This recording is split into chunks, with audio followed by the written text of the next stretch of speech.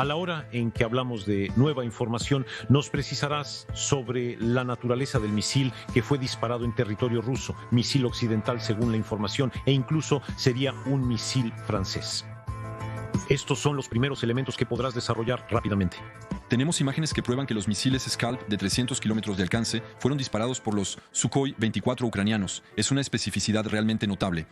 Entonces veremos en los próximos minutos lo que declara Francia, evidentemente en primer lugar, pero también los ucranianos y también Rusia en estas circunstancias extremadamente particulares.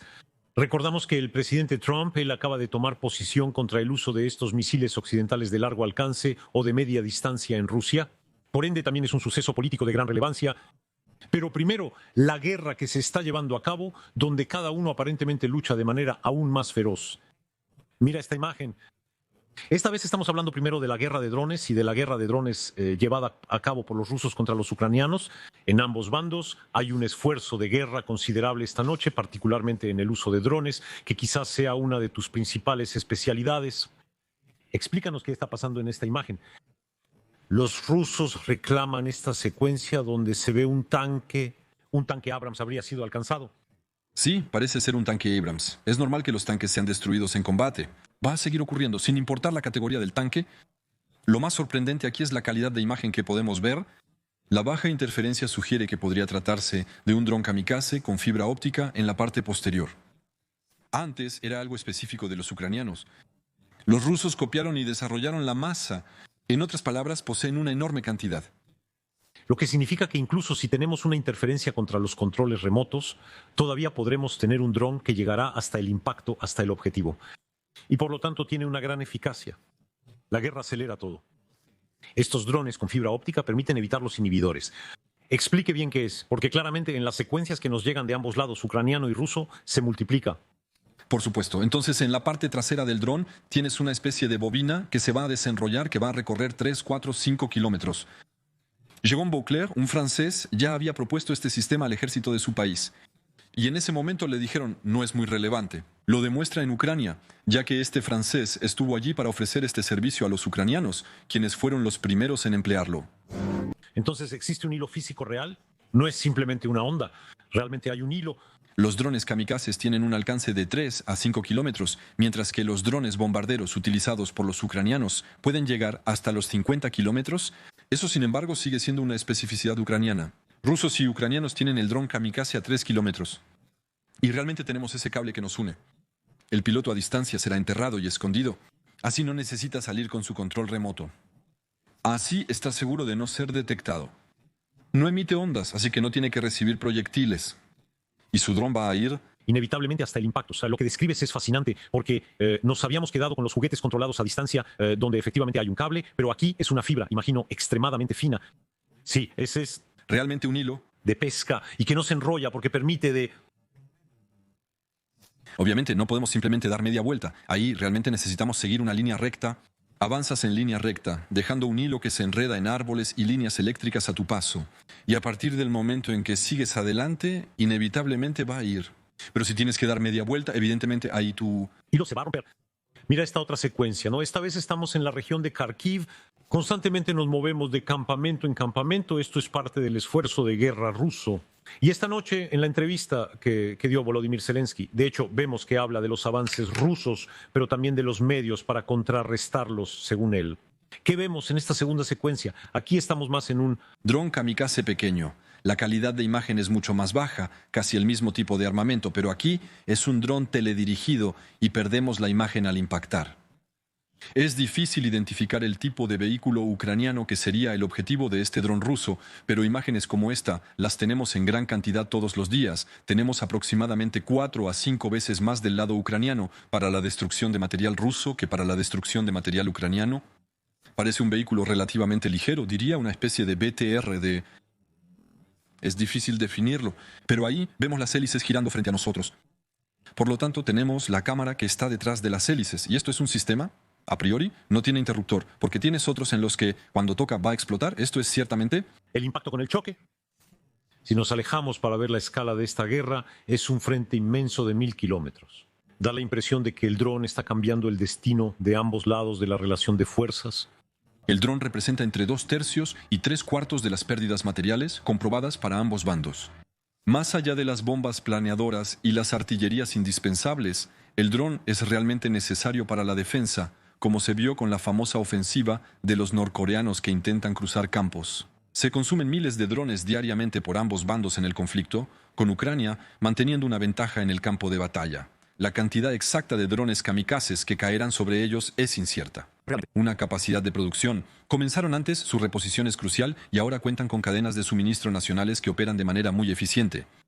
Y entonces, sumando ambos campos, estamos hablando de...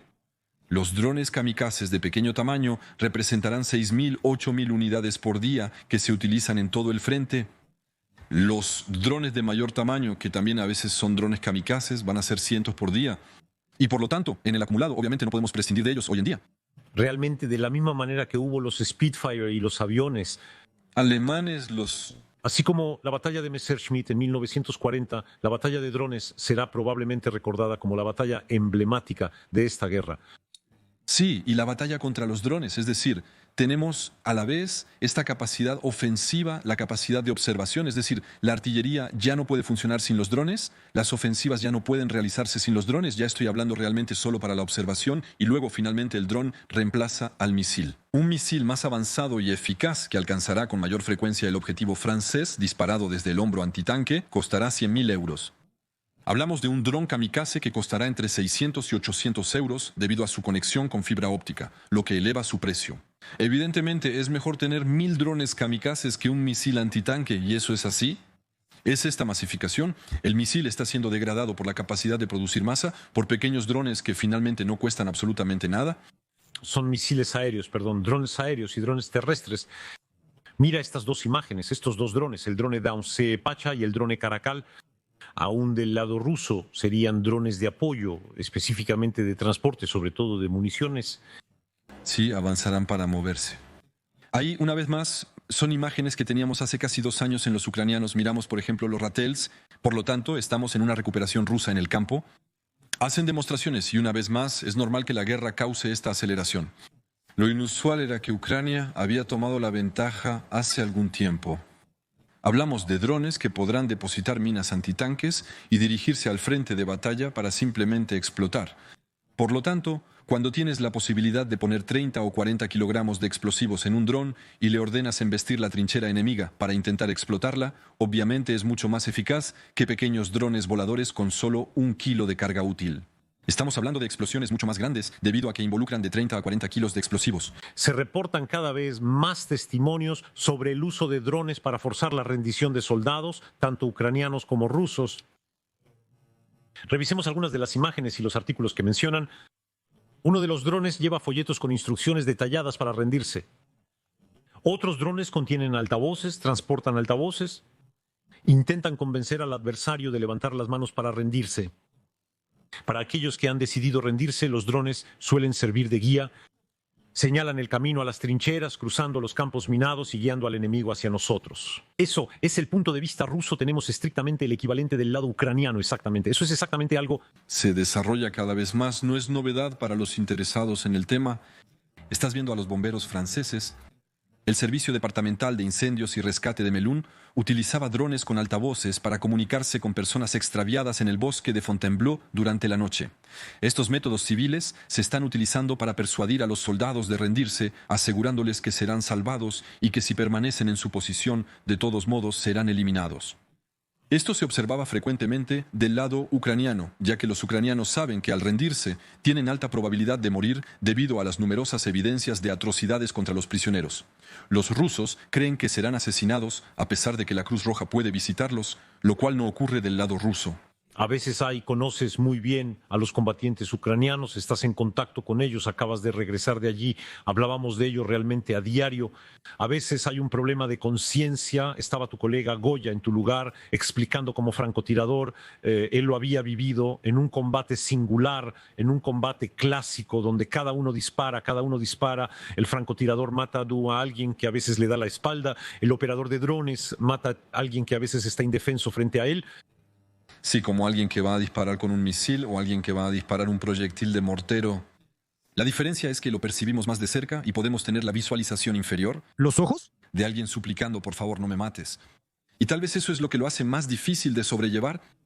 Ahora, los horrores de la guerra son tan intensos y los ucranianos están tan convencidos de que salvan vidas, impiden que los rusos continúen avanzando y destruyendo casas. No hay ninguna duda sobre la justificación de su misión. Y sí, un francotirador, podemos hablar de ello con Frank, por ejemplo, cuando lo mencionaste, pero tú, cuando matas a gente, él me dice, es como si hubiera un perro atacando a un niño. Puedo matar a ese perro porque simplemente es mi deber evitar que ese perro haga daño. Eso. Es lo mismo cuando mata a un ruso. Siempre me había impresionado el testimonio de Giscard d'Estaing, quien decía que la primera vez que miras a través de su lente, te olvidas que había librado una guerra bastante comprometida. Al fin de la guerra, la primera vez que vio la mirada de un alemán a través de su lente a quien iba a disparar.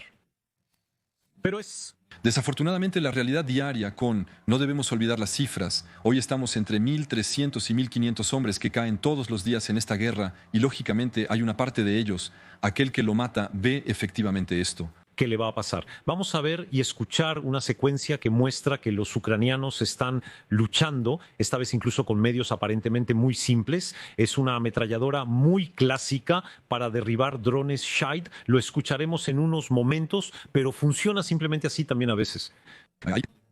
De hecho, se utilizan muchas variedades de drones aéreos que se utilizan para destruir los drones rusos.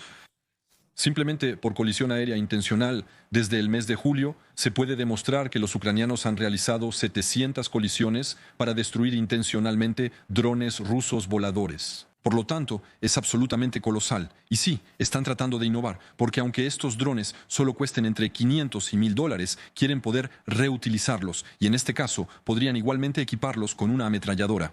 El dron Queen Hornet es el primero en el que comenzaron a colocar ametralladoras. Ahora estos drones intentan apuntar a otros drones en lugar de simplemente atacar las trincheras. Observen la siguiente secuencia que ilustra efectivamente esto.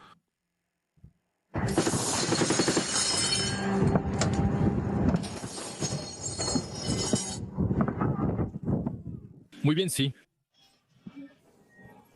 Toque, tuve un enemigo.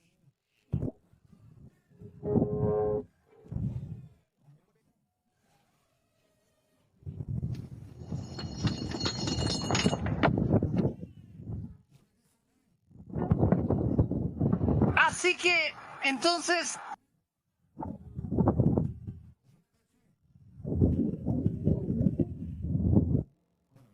Esta vez, ¿qué es exactamente lo que le afectó? Se trató de un misil ruso, aunque es improbable debido a que los misiles rusos vuelan a 800 kilómetros por hora, lo que... Los drones kamikazes Shahed iraníes usados por Rusia vuelan a unos 250 a 300 kilómetros por hora, lo que brinda más posibilidades de interceptarlos al disparar con ametralladoras pesadas. Ahí hay una CTS-1 no sé cuánto, 23, que permite tener una especie de... Porque además vemos que hay varios cañones al mismo tiempo. Por lo tanto, realmente podemos saturar el cielo. Y ahí simplemente se felicitan por haber logrado disparar, porque objetivamente estuve con ellos, pasé noches. Hay un equipo ubicado cada 1.5 kilómetros aproximadamente, rodeando ciudades como Kiev, por ejemplo. Los drones tienen sistemas de detección que permiten verlos fácilmente a 2 días, pero por la noche hay un software que indica por dónde llegan. Los hombres se comunican entre ellos para advertir sobre los pequeños drones que no se ven, lo que les permite orientar su cañón hacia donde van a llegar. Ayer mismo aquí, Hubert Vedrin decía que estamos en el mes más peligroso entre ahora y el 20 de enero, peligroso para todos porque obviamente Trump llega y aquel que no tenga las posiciones lo suficientemente fuertes, lo suficientemente avanzadas, corre el riesgo de ser forzado a una negociación, digamos, menos favorable. Así que todos avanzan. Los ucranianos también avanzan en algunos puntos de manera extremadamente convincente. Este será el punto que desarrollaremos en un momento, el disparo ocurrido esta noche en la región de Rostov, pero primero este disparo en la región de Grozny, por lo tanto contra la capital de los chechenos, en una academia de policía lograda por un dron ucraniano, y aquí todavía estamos. Nuevamente se trata de un gran dron, un pequeño avión ucraniano ultraligero, el U-22, que se convierte en una bomba voladora. No es la primera vez que lo hacen. La última vez llegaron a las fábricas de drones kamikaze en Tatarstán a 1.200 kilómetros de distancia, lo cual ayuda. Sorprende que estos pequeños aviones, más allá de la categoría de drones, puedan volar así sin ser detectados ni interceptados. Estamos a cientos de kilómetros, pero sí, aquí estamos más allá de 1.000 kilómetros. Y la última vez fueron 1.200 kilómetros. Por lo tanto, disparos hasta 2.400 kilómetros, por ejemplo, en una fábrica de tanques, ahora es casi diario. Es decir, los ucranianos han desarrollado y masificado esta capacidad. Los misiles de crucero franceses son superiores, pero tienen un alcance limitado a 500 kilómetros. Aquí estamos hablando de un sistema muy ligero, muy simple, que no cuesta absolutamente nada y que será capaz de golpear mucho más lejos y que los rusos no saben. Por lo tanto, también debemos desarrollar la competencia de interceptar. Escuchemos, vamos a escuchar la secuencia porque nos damos cuenta de que las personas en el lugar evidentemente se dan cuenta de que ellos... Llegan, pero... Es demasiado tarde.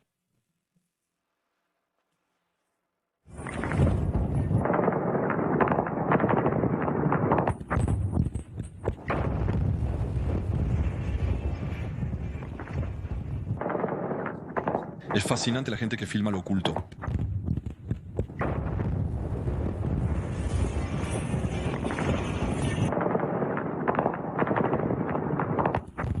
Xavier Titelman. Ya se puede escuchar que estamos con simples ametralladoras que disparan al aire, intentan interceptarlo, es hacer lo que llamamos una pared de metal disparando con todo lo que pueden. Lo que siempre me sorprende es la gente que se pone en peligro para poder filmar, es decir, en lugar de ponerse a salvo cuando tenemos un avión que está cayendo encima. Con decenas de kilos de explosivos salen a filmar, lo cual es muy bueno para nosotros, ya que nos permite confirmar la eficacia del golpe, pero es algo que siempre me sorprende, especialmente del lado ruso. Quizás no hubo alerta aérea o no se les advirtió de la llegada de algo, por lo que no respetaron. En cualquier caso, para interceptarlo, no tienen ni los misiles ni los hombres necesarios para disparar, porque no esperaban ser atacados. En términos de eficacia, sospechamos que aún así mataron a decenas de personas, porque no golpean al azar. El esfuerzo de guerra, mencionaste algunas cifras, tal vez las mostraremos para entender cuánto se ha desarrollado tanto por los ucranianos como por los rusos. Se estima que Rusia producirá 1.400.000 drones. Es una estimación, son los ecos los que lo han reportado. La producción anual de drones en Ucrania que has descrito es colosal, alcanzando los 4 millones de unidades. Sí, Es gigantesco y está aumentando fuertemente. Es decir, tienen casi un aumento del 5 al 10% cada mes y también hay que decirlo, es gracias a los chinos. Si los chinos no apoyaran militarmente, finalmente, vendieran su sistema a Ucrania, no tendrían la posibilidad de seguir tanto. Y por lo tanto, tampoco entiendo esta elección china de no reorientar una parte de este flujo de piezas de repuesto, de motores, hacia Rusia, para que Rusia también pueda aumentar su capacidad. Pero los ucranianos disparan 2 a 3 veces más drones kamikazes diariamente, confirmado por estas cifras, y los utilizan de una manera mucho más eficaz. Una pequeña anécdota. Pasé un tiempo en un cuartel general que se había retirado 70 metros. Había una docena de rusos alineados en la trinchera recién tomada. Los ucranianos lanzaron pequeños drones bombarderos con granadas para hacer que los rusos se escondieran. Los ucranianos conocían bien esta trinchera ya que la habían abandonado esa misma mañana. Después de que los rusos se reunieron en el único refugio disponible, lanzaron un dron kamikaze y ante mis ojos, 5 a 6 rusos murieron. y eso es su día a día. ¿Podría Occidente ayudar a Ucrania de manera más masiva en este campo? Es fácil, no hacemos nada. Entonces sí, digo que no hacemos nada. Hemos dado un centenar de drones. La compañía Dolair ha dado drones que tienen la capacidad de destruir camionetas ligeras. Hemos dado algunos cientos, por lo que es relativamente reducido. Frente a un país capaz de producir 4 o 5 mil al día, que es el orden de magnitud real, obviamente podemos hacer mucho más. 1, para ayudar a Ucrania y 2, para estar listos. Regresando de Polonia y Estonia, me sorprende ver que la gente se está preparando para una posible guerra con Rusia en los próximos años. Nuestra incapacidad para producir más drones para ayudar a los ucranianos hoy también implica que no podremos producir muchos en el futuro. Más mañana para nosotros mismos. Esta secuencia aún más concentrada, aún más impresionante, porque vemos a qué puede parecer un enjambre de drones, una escuadrilla de drones, donde pronto puede haber batallas ordenadas de drones. Mira esta secuencia, es una secuencia del lado ucraniano. Lo interesante no es solo el número, sino que no todos los drones están pilotados. No contamos con un piloto por dron para asignarle misiones individuales. Es decir, van a tener una misión que será, por ejemplo, realizar un bombardeo en un lugar específico. Si uno de estos drones es interceptado o interferido por guerra electrónica, los demás evitarán esa zona. Es decir, hay una verdadera inteligencia del dron para ser capaz de interactuar entre ellos y tomar decisiones sin que un humano se lo diga, porque ellos son 10, tal vez solo 5 de estos 10 drones serán capaces de realizar el bombardeo en el lugar previsto, pero saben hacerlo de manera autónoma. Y eso es lo realmente novedoso, es la primera vez que realmente escuchamos sobre la implementación de drones y diseños autónomos con inteligencia Artificial incorporada. Es una forma de continuar la guerra sin importar las circunstancias. Veremos declaraciones sorprendentes del presidente Zelensky, quien va lejos hoy en la idea de una negociación, mientras que para muchos ucranianos parece inaceptable negociar con Rusia. Y si el frente tuviera que ser congelado, pensamos que los drones es una forma de eludir todos los límites. Pero podemos pensar lo mismo de la artillería o casi todas las armas. Es verdad que las armas de largo alcance siempre serán utilizables. Y el dron se ha vuelto tan accesible y fácilmente que se puede producir en su sótano. Cualquiera podría quebrantar el alto al fuego iniciando ataques con drones. Cualquier universidad puede producir decenas de drones mañana y continuar los ataques. En conclusión, los futuros alto al fuego en Ucrania serán complicados, como suele suceder en todos los países. Pero el deseo de Zelensky hoy de simplemente negociar no es algo nuevo.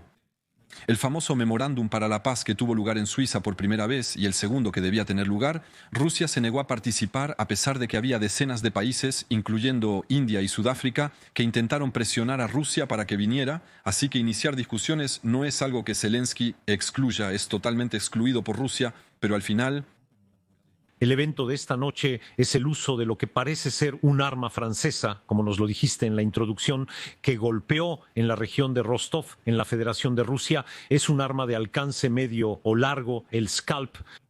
el máximo que podemos entregar es de 300 kilómetros. Ucrania, si continuamos a Respetarlas. Veamos las regulaciones internacionales en el mapa.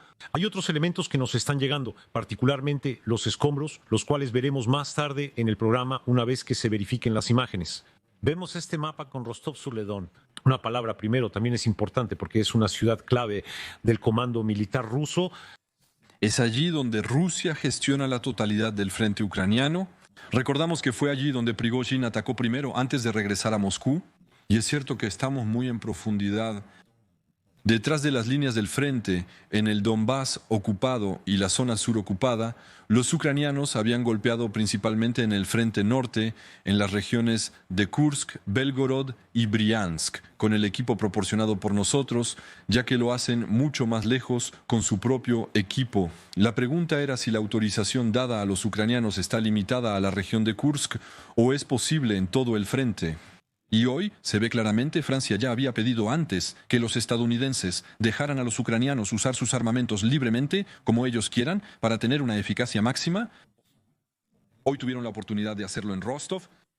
Es un símbolo porque regionalmente es la ciudad principal que está fuertemente defendida por la defensa aérea rusa. Hasta donde sé, pues es la primera vez que se muestra o utiliza un misil francés de este tipo. Es la primera prueba. En ocasiones previas, cuando soldados norcoreanos fueron asesinados y heridos, se dispararon de 6 a 8 misiles sin conocer la proporción entre los Storm Shadow británicos y los Scalp franceses, difíciles de distinguir externamente. Ahí están los escombros que identificamos con pegatinas específicas del... En un caso así, donde sigues esto con pasión y a veces estás mejor informado que algunos militares, ¿la alta jerarquía militar francesa está informada o se considera en general que es un arma entregada a los ucranianos y que ya no le concierne a Francia una vez en manos ucranianas? Cuando se vende armamento a países como Egipto o Emiratos, no se supervisa cómo los agentes de esos países usan o configuran las armas proporcionadas, al igual que quienes usan el armamento que se les ha entregado. Son libres de usar sus armas como mejor les parezca para la mayor eficacia militar. Por otro lado, podemos decirles, no aceptamos el bombardeo, por ejemplo, de sitios civiles. No deseamos atacar refinerías, por ejemplo. Eso puede ser un límite que ya se ha establecido muy de antemano. Pero no validaremos los objetivos de forma sistemática. Sin embargo, los ucranianos pidieron permiso a los estadounidenses para disparar en territorio ruso, proporcionando una lista de objetivos. Zelensky, durante su visita en Estados Unidos, presentó las metas que Ucrania desea alcanzar. Quizás hubo intercambios equivalentes con Francia. En cualquier caso, no hemos oído hablar de ello. Entonces, ¿cuál es la naturaleza de la escalada que está ocurriendo? Se ha utilizado y discutido siempre esta palabra. Algunos dicen que no hay escalada, es una forma de farol. El presidente Zelensky lo empleó. Declaración a los parisinos que impacta por una forma de alarmismo que muchos ucranianos no entienden. Pregunta parisina. ¿So te asusta la amenaza de Putin de usar armas nucleares? ¿Crees que es capaz? Punto de interrogación. Respuesta del presidente Zelensky. ¿Solo los dementes no temen a las armas? Vladimir Putin ha perdido la razón. Estos lanzamientos de misiles lo demuestran, estas amenazas deberían asustar al mundo entero. ¿Estamos hablando de guerra nuclear? ¿Cómo explicaría usted que de repente el presidente Zelensky, en esta entrevista que se realizó ayer, da el paso de considerar que hay un peligro incluso nuclear por parte de Rusia? Mientras haya amenazas oficiales cada vez más intensas por parte de Rusia contra Ucrania, obviamente no puede hacer más que retransmitirlas y constatarlas. En mi opinión, la acción sigue estando excluida.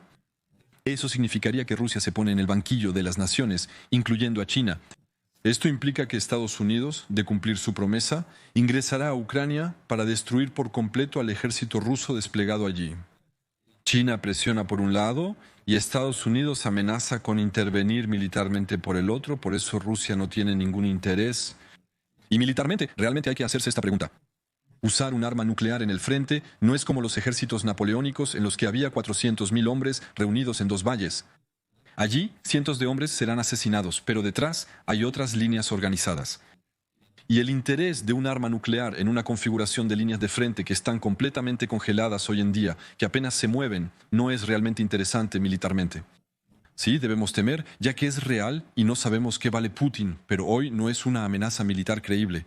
¿No estamos ayudando a la propaganda de Vladimir Putin al decir, como el presidente Zelensky, que ha perdido la razón y que sus amenazas deberían asustar al mundo? Usted es el primero en decir que no hay que temer, que no hay riesgo de que use armas nucleares. No creo que él... Aunque el uso de armas nucleares sirve a la propaganda ucraniana, no es una opción viable. Ucrania necesita entender que Rusia es capaz de aumentar su poder si Ucrania alguna vez se derrumba. Por lo tanto, es crucial apoyar más a Ucrania para evitar un colapso y que Rusia también use sus armas. En resumen, la resistencia ucraniana actual, si contara con más apoyo, podría prevenir una tercera guerra mundial y el uso de armas por parte de Rusia. Por lo tanto, creo que ambos bandos sí utilizan un poco la propaganda rusa para su propia propaganda, que es tener más material, con el riesgo de que algunos sugieran negociar, mientras muchos ucranianos lo consideran totalmente inaceptable.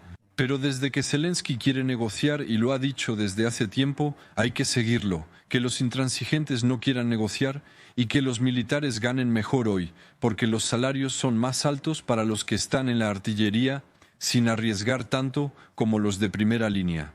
Hablas de los militares ucranianos. ¿Militares ucranianos? No todos están a favor, algunos porque son francos nacionalistas, otros porque encuentran su beneficio económico en esta guerra y que pueda durar. Pero en mi opinión, si el presidente Zelensky decide negociar, será apoyado por la mayoría de la población. Hará un referéndum, lo ganará, y si después por suerte Rusia aceptara negociar, aceptara un alto al fuego. Pienso todo él. Hay un cambio de posición de Zelensky, quien decía en nuestra antena que no hay cuestión de negociar con la Rusia nazi mientras sea ese régimen y Putin. ¿Es un regreso a la realidad? ¿Existe una prohibición de negociar con Putin a nivel personal? ¿Constitucional? Por supuesto, como Putin, como persona, pero no hay una prohibición para negociar con Rusia como Estado. Es evidente que están en guerra con Rusia. Militarmente, mientras no le demos a Ucrania la oportunidad de recuperar la totalidad de sus territorios, no puede seguir perdiendo territorio poco a poco. Es mejor acordar un alto al fuego cuanto antes. Estoy convencido de que Rusia lo rechazará. Pero ¿no es esto una forma de derrotismo? Sí, lo es. Es una derrota. Es una derrota no poder apoyar a Ucrania al nivel necesario para que pueda recuperar su territorio. Hemos desaprovechado todas las oportunidades de proporcionarles el material necesario. Esperamos 2 años y medio antes de darles aviones de combate, 1 año y medio antes de darles armas cuerpo a cuerpo, y lo lograron. Los ucranianos recuerdan que la economía rusa está muy debilitada y que este régimen podría colapsar por sí mismo. Usted sugiere que habría una forma de derrotismo y que ya se estaría rindiendo y negociando. Ceder y no reconquistar militarmente su territorio no implica que diplomáticamente no buscará recuperarlo. Cuando estuve en Ucrania en octubre, me dijo que Alemania del Este finalmente volvió a Alemania del Oeste después de 50 años. Sí, pero 50 años. Hace un momento, son 50 años de derrota, generaciones viviendo bajo un régimen de hierro. Por supuesto, pero démosles el material para reconquistar su territorio mañana, en ese momento.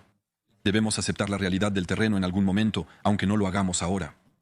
Los rusos no lograrán conquistar todo el territorio ni el Donbass en varios años, por lo que es mejor detenerse de inmediato para evitar el sufrimiento de ambos bandos.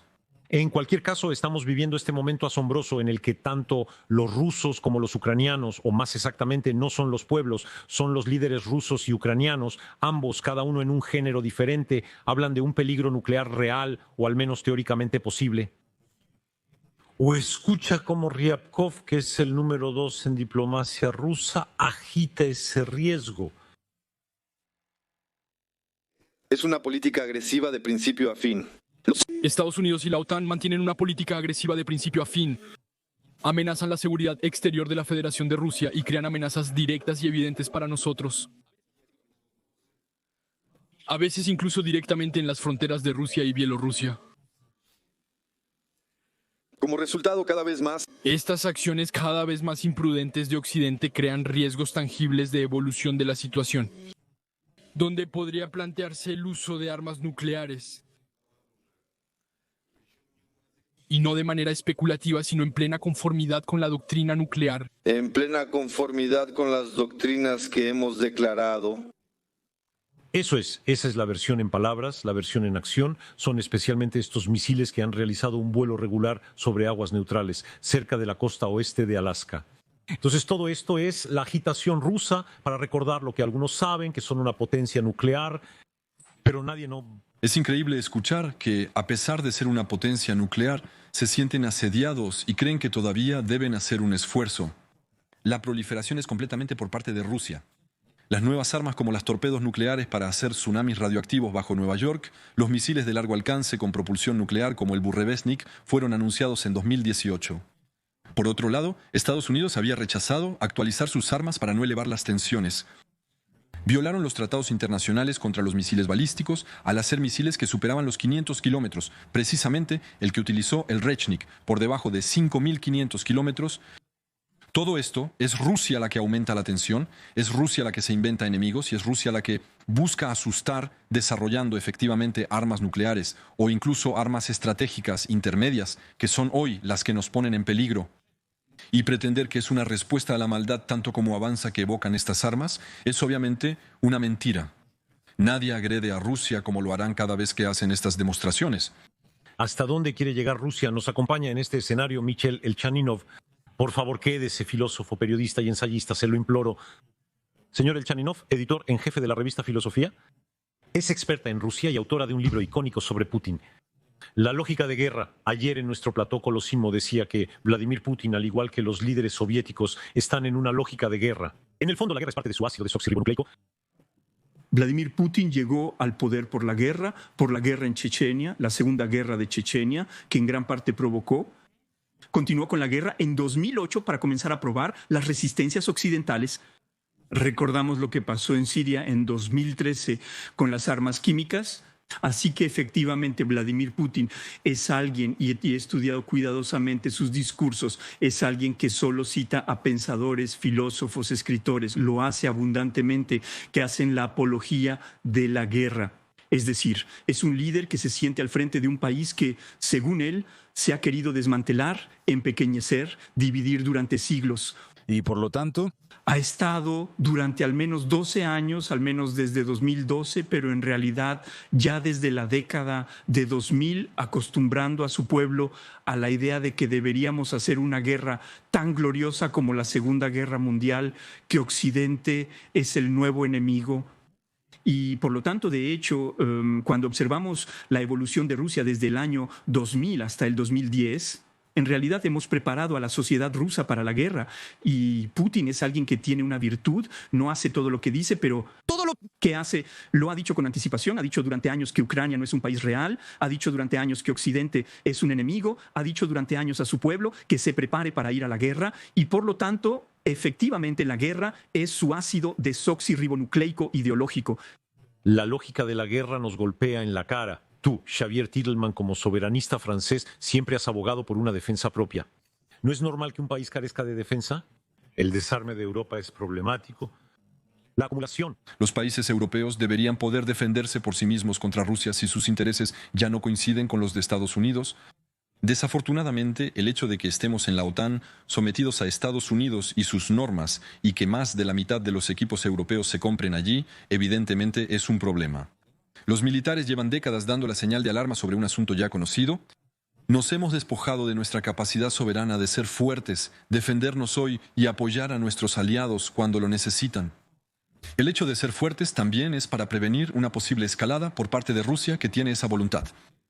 Sin embargo, no hay que olvidar que el partido presidencial ruso, Rusia Unida, ha iniciado acciones para anular el reconocimiento de la independencia de los Países Bajos, lo cual es significativo. Hoy un país quiere hacernos la guerra y vamos muy lento en prepararnos para poder defendernos. Los eventos en Rusia y Ucrania, que se niega a admitir la derrota mientras realiza operaciones extremadamente audaces,